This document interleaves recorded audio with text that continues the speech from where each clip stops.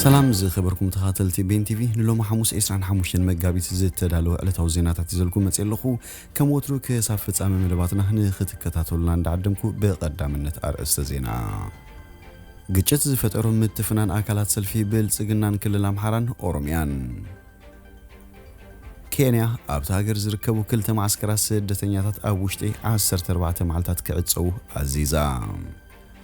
سمين كوريا كلت باليستيك ميسيل هنا بحر جابان تكوسا بمبال جابان أمريكان كسيسن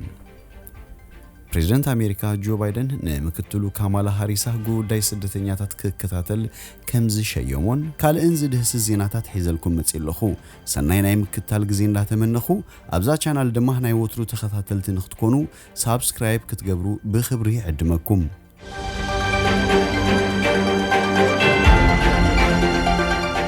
كبير قجت زفترو متفنان أكلا سلفي بالسجنان كل الأمحران أوروميان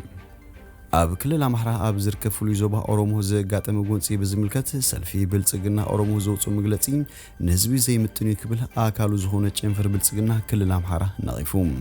أبتي أب زوبا سمين شوا زرك بكبابي أب موداتاتي زحلف سمون زيت على جونسي موت مزن بالن عنوتن عسي بلوم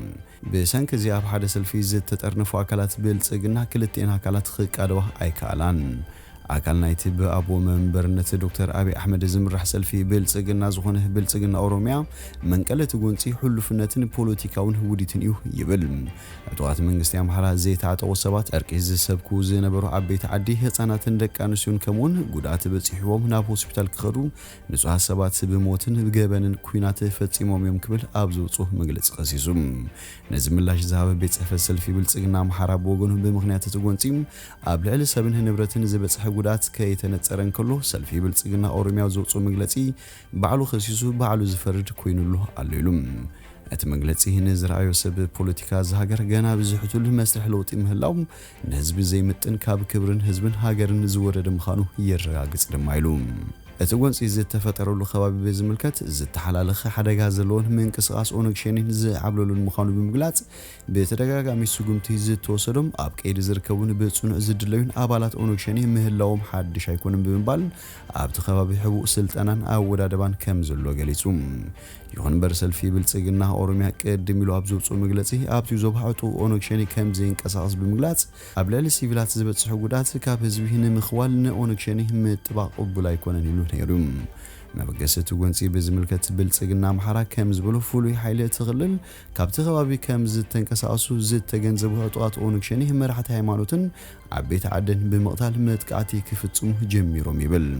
كبير أتكي زلو سراويت أونك شيني دمه ناتي خبابي بمورار هاند بطويه متقعتي بمفتسام قبل علي سبن نبرة الجودات بمبصح زمتا فتسوم يخبل يخسس كلتيوم وجنات بالسجنها بزعباتي أب كل الأمحرة استفتسم جتة زوج ومجلسين مستمن استغل الأمحرة ذهبوا مجلسي زكادو أيقونن بالسجنها أوروميا حيلتات ستاكل الأمحرة قبل علي سلاموين سوات متقعتي كم زفتسم خجلسن كله أثناء كل الأمحرة بيت سفت بالسجنها دمام إذا خصي حلفنة زجولون أتتجمع من مفتاح حاجز زي يكونن إيوب بمبال ينقفهم بز مغنيات بيت سفت بالسجنها أوروميا زوج ومجلسيه ميزانو زي حلوهم تواخذ بزحو وجن النهز سعره حلفنة زجولون مجلس يبل بيت سفت بالسجنها أم حرام أبز حلف عربي أجانا يمشي تجميرو أب كل الأمحرة زوبا سمين شوام إفراتان قدم ورده آتايون تبايلو أبز سوا كواوي بعطوات بستفت متقعتين هيوت سلام وينسبات كمز حلفه نبرتنا محضرتن تخبابي حبيروم نيروميم حلفي بيت سفت دهنة زبن سلام من إفراتان قدم وردان آتو سلمون آتايم كساب كدام رفاد هيوت 4 سبات كمز حلفه كمز الرقاقة خزار بن كلهم دحريو زوتو حبريتاتات جن كوتري موتات كب كمز بله يفتسقل أما حداري جليت ومقافلو يزوبا أورومو آتو جمال حسن بوغنوم أبعت أيون جليت ومقان كم زي أنا تقول سيخ فتر ناي مجمرتا يكون بمبال حجيقن حدا سب مستقاتله بزتل على قجت فولو حيني تغللنا بحد وغن خازن باليوه زر خبل نغيفوم من محدارة كل لابزو صو مقلسي تنكناي تقجتها بزحلف حموسة شعات مقابيت مشت أب جليت ومقا أمونغو والكسبات زي مسناي مستفتره هيوت حدا سب حالي فيلوم دحرزي عبيت عدن مرحتي هايمانوتن تأكيبهم عرقي خورد غيرهم كام زنبرو بمتقاس እንተኾነ ጉጅለ ኦነግን ተሓባበርቱን እቲ በርቀ ሰላም ፍታሕ ረኺቡ ዝነበረም ነገር ተኽቲኾም ምጥቃዕቲ ፈጺሞም ክብል ይኸስስ ስለዝኾነ ድማ ካብ ዓርቢ ጀሚሩ ሓረስታይ ክሕዞ ኢልካ ዘይትግምቱ ከቢድ ዕጥቂን ዝተሓገዘን ዝተወደበን ብዙሕ ዘለዎ ዕጥቂ ሓይሊ ኣብ መዋስንቲ ከባቢታት ሰሜን ሸዋም ዝኾነ ከተማ ኣጠወን ከባቢውን ኣብ ልዕሊ ሰላማውያን ሰባት ዘሕፍር ምጥቃዕቲ ተፈጺሙ ኢሉ እቲ ግጭት ንተኸታተልቲ 2 መዓልታት ክቕጽል እንከሎ ክሳብ ሕጂ ኣብ ልዕሊ ሰባት ዝበጽሐ ጉድኣት ብወግዒ ኣይፍለጥን ኣብቲ ከባቢ ኣባላት ሕብረተሰብ ኦሮሚያን ኣምሓራን ዝነብሩ ኮይኖም ቅድም ክብል ተመሳሳሊ ግጭታት ይለዓል ከም ዝነበረን ኣብ ልዕሊ ሰብ ንብረትን ጉድኣት ክበጽሕ ምጽንሑን ይፍለጥ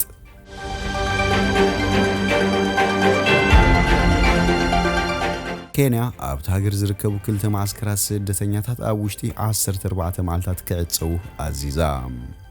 ሰመዝ ኬንያ ትካል ስደተኛታት ሕብራት ሃገራት ነቲ ኣብ ዓለም ዝዓበየ ምዃኑ ዝንገረሉም ኣብቲ ሃገር ዘሎ ማዕስከር ስደተኛታት ኣብ ውሽጢ 14 መዓልታት ክዓጽው ኣዚዞም ዴይሊ ኔሽን ዝተባሃለ ጋዜጣ እቲ ሃገር ከም ዝጸብጽዎ ማዕስከር ስደተኛታት ዳዳብ ኣብ ውሽጢ ዝተጠቕሰ ናይ ግዜ ገደብ እንተዘይተዓጽዩ ሶማላውያን ስደተኛታት ብኣስገዳድ ናብ ሃገሮም ከም ዝሰጉም መንግስቲ ኣጠንቂቑሎም በተወሳኺ ኣብ ሰሜን ምዕራብ እቲ ሃገር ዝርከብ ማዕስከር ስደተኛታት ካብ ኩማ ክዕጾ ከም ዝደሊ መንግስቲ ፍሊጡ ኬንያ ምስቲ ኣብ ሶማልያ ዝንቀሳቐስ ኣሸባሪ ጉጅለ ኣልሸባብ ርክብ ኣለዎም ካብ ዝበለቶም ገለ ስደተኛታት ስጋት ሃገራዊ ድሕነት ከም ዘለዋ ብምግላጽያ እቶም ማዕስከራት ክዕጸው ኣዚዛ ዘላ ብዛዕባ እቲ ውሳነ ምስቲ ኣብ ኬንያ እትርከብ ወኪል UNHCR ኣርፋቲሕ ዓብደላም ከም ዝተዘራረበትሉ እታ ጋዜጣ ሓቢሩ ዓለም ለኻዊ ግዴታን ዘቤታዊ ሓላፍነትን ኬንያ ሚዛን ክሕሉ ይግባእ ዜጋታትና ናይ ምሕላው ዘቤታዊ ሓላፍነት ኣለና ክብል ሚኒስተር ውሽጢ ሃገር ፍሬድ ማቲንጊ ተዛሪቡ ኣብ 2017 እቲ ማዕስከር ንኽዕጾ ዝቐረበ ተመሳሳሊ ጠለብ ዳኛ ላዕለዋይ ቤት ፍርዲ ኬንያ ጠጠው ከም ዘበሎ ይፍለጥ ማዕስከር ስደተኛታት ዳዳብ ኣብ 1991 ክምስረት እንከሎም ካብቲ ሽዑ ኣብ ሶማልያ ዝተፈጠረ ቅልውላው ዝተሰደዱ ስድራቤታት የእንግዲዩ ገለ ካብዚኦም ልዕሊ 10 ዓመታት ኣብቲ ማዕስከር ዝነበሩ እዮም ካብ መወዳእታ ወርሒ እቲ ዝሓለፈ ዓመት 2020 ጀሚሩ ዲፕሎማስያዊ ርክብ ክልቴን ሃገራት እናሓረፈ ድሕሪ ምምጹ ፌደራላዊ መንግስቲ ሶማልያ ምስ ጎረቤቱ ሃገር ኬንያ ዝነበሩ ዲፕሎማስያዊ ርክባት ከም ዝበትኹ ኣብ መፋረቕ ወርሒ ታሕሳስ ኣፍሊጡ ምንባሩ ይዝከር ሶማልያ ኬንያ ኣብ ውሽጢ ጉዳይ ምርጫ ኤድተእቱላ ብዝብል ኣብ ሃገራ ንዝነበረ ኣምባሳደር ብምስጓግ ንኣምባሳደራ ድማ ካብ ኬንያ ከም ዝሰሓበት ኬንያውያን በዘይ ቪዛ ናብ ሃገራም ከይኣቱ ኣዚዛ ነይራያ ኬንያን ሶማልን ኣብ ህንዳዊ ውቅያኖስ ኣብ ዘለውን ማያዊ ማሪታይም ዶብ ይግባእን ብዝብል ኣብ ምስሓብ ምጽንሐን ይዝከር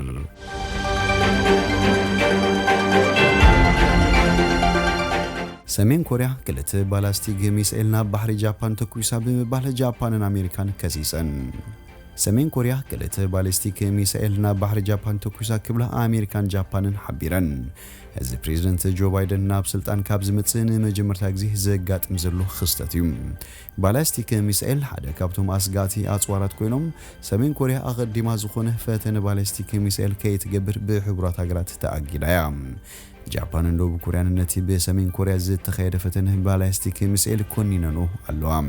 ሰሜን ኮሪያ ቅድሚ 2 መዓልታቱን ባላስቲክ ሚሳኤል ዘይኮነ ሚሳኤል ኣብ ቢጫ ባሕሪ ፈተነ ኣካይዳ ነይራያ ጃፓን ዋላ እኳ ነቲ በሰሜን ኮሪያ ዝተኻየደ ባላስቲክ ሚሳኤል እንተኾነቶም ኣብ ክልል ማያን ዝኾነ ንጣር ናይቲ ባላስቲክ ሚሳኤል ከም ዘይዓለበ ሓቢራላ ኣብቲ ከባቢ ዝርከብ እዚ ሓይሊ ኣሜሪካ ሰሜን ኮሪያ ፈተነ ባላስቲክ ሚሳኤል ድሕሪ ምክያዳም ኣብ ዘውጽኦ መግለጺ ሰሜን ኮሪያ ትገብሮ ዘላ ፈተነ ዘይሕጋዊ ኣጽዋር ንጎረባብታን ንማሕበረሰብ ዓለምን ዝተሓሳስብን ኢሉ ፕሬዝደንት ጆ ባይደን ነቲ ሰሜን ኮሪያ ዘካየደቶ ፈተነ ባላስቲክ ሚሳኤል ኣመልኪቱ ብሕጂ ወግዓዊ መግለጺ ክህብ መንግስቲ ኣሜሪካ ሰሜን ኮሪያ በሶሉስ እዚ ባላስቲካዊ ሚሳኤል ፈተነ ምሳካየደት እቲ ዝተቐመጠትሉ ዓይነት ሚሳኤል ካብቲ ዝተኣገደ ስለዘይኮነ ነቲ ፈተነ ከም ተኽታኺ ተግባር ከም ዘይሓስቦ ገሊጹ ነይሩ ሰመዚ ጃፓን ሰሜን ኮሪያ ነቲ ባላስቲክ ሚሳኤል ብኣቋጽራ ሰዓት እቲ ከባቢ ልክ ሰዓት 7 ናይንጎ ከም ዝተኮሰቶ ገሊጾም እቲ ባላስቲክ ሚሳኤል ናብ ባሕሪ ጃፓን ቅድሚ ምዕላው ብቐደም ተኸተል 420 ኪሎሜትር كمون 430 كيلومتر بمنشاف اب كل مايناي جابان وصاي اب زخونه بوتا زخونه غدات كيسعبه كم زعلبه تفليتم سمين كوريا قدمي حد عمت بريزيدنت امريكا نبر دونالد ترامب مرح سمين كوريا كيم جونغ اونن ርክባቶም ምምሕያሽ ኣብ ዘርእይሉ ዝነበረ ተመሳሳሊ ፈተነ ኣካይዳ መንባራ ዝዝከር እዩ ምምሕዳር ፕሬዝደንት ጆ ባይደን ምስ ሰሜን ኮርያ ዲፕሎማሲያዊ ርክባት ንምፍጣር ዝገበርዎ ፈተነ ዕውት ከም ዘይኮነ ኣቐዲሞም ገሊጾም ነይሮም እዮም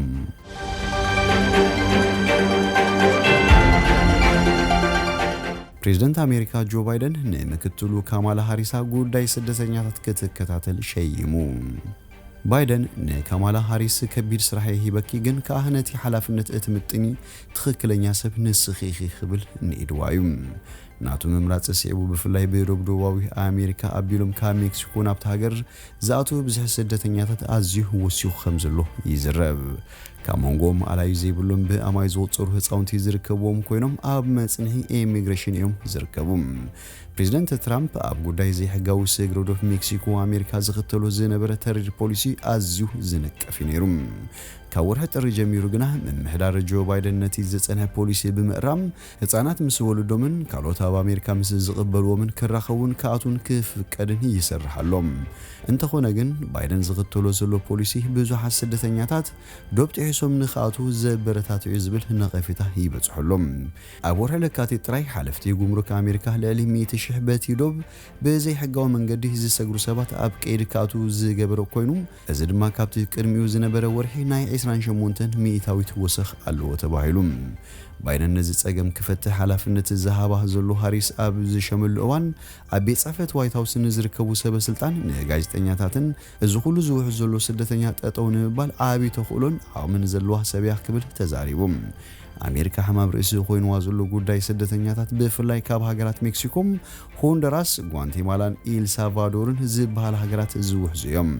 ካማላ ሃሪስ ቅድም ክብል ዋና ዓቃቢት ሕጊ ግዛት ካሊፎርኒያ ኮይና ምስራሓም ነዚ ዕላማ ክሕግዛዩ ዝብል ኮይኑ ክትዛረብን ከላ ናይ ልበእያ ትዛረብልይ ድማ ኢሉ ካማላ ሃሪስ ብወገና ርግጽ እቲ ስራሕ ቀሊል ኣይክኸውን እዩ ግን ድማ ግድን ክስራሕ ዘሎ እዩ ዝብል ምላሽ ይባ ዝበዝሑ ካብቶም ስደተኛታት ካብ ድኽነትን ጎንጽን ንምህዳሚዮም ናብ አሜሪካ ዝውሕዙ ዘለዉ ሃሪስ ምስማዕ ከን ዜና ሲቢኤስ ኣብ ዝነበራ ጻንሒት ኣብቲ ሰሜናዊ ትሪያንግል እናተባሃለ ዝጽዋዕ ሱር ናይቲ ጸገም ፈሌትካ ኣብኡ ኣድሂብካ ምስራሕ ኸድልዩ ኢላ ኣብ ዝሓለፈ ሰሙናት ኣብ ግዛት ቴክሳስ ካብ ብደቡብ ሜክሲኮ ኣቢሎም ዝሰግሩ ህፃውንቲ ኣብ ጸበብቲ ክፍለታት ተኣጊዶም ዘርእዩ ምስልታት ወጽዮም ነይሮም እዮም እቶም ዝተጻዋወጡ ህፃውንቲ ዘርኢ ምስልታት ምስ ኮሮና ቫይረስ ብተኣሳሰሩን ሕቶ ኸልዕሉ ምኽንያት ኮይነዎም ኣሎም ሓላፊ ፕሬስ ቤት ጽሕፈት ዋይት ሃውስ አሜሪካ ጂን ፒሳኪ እቲ ምምሕዳር ብግሉጽነት ከም ዝሰርሕን ሜድያ ኮነ ተሻርኽቲ ኣካላት ናብቲ ከባቢ ከይዶም ክርእዩ ከም ዘጣጥሕን ተዛሪቡ ባይደን ናብ ስልጣን ካብ ዝመጽእ ጀሚሩ ነቲ ብፕሬዝደንት አሜሪካ ነበር ዶናልድ ትራምፕ ኣብ ዶብ ሜክሲኮ ክስራሕ ተጀሚሩ ዝነበረ ሓጹር ጠጠው ዝበለ ኮይኑ ትራምፕ ዓጺፍዎ ዝነበረ ፖሊሲ መደብ ስደተኛታት ድማ መሊሱ ክርአ ይግበር ኣሎ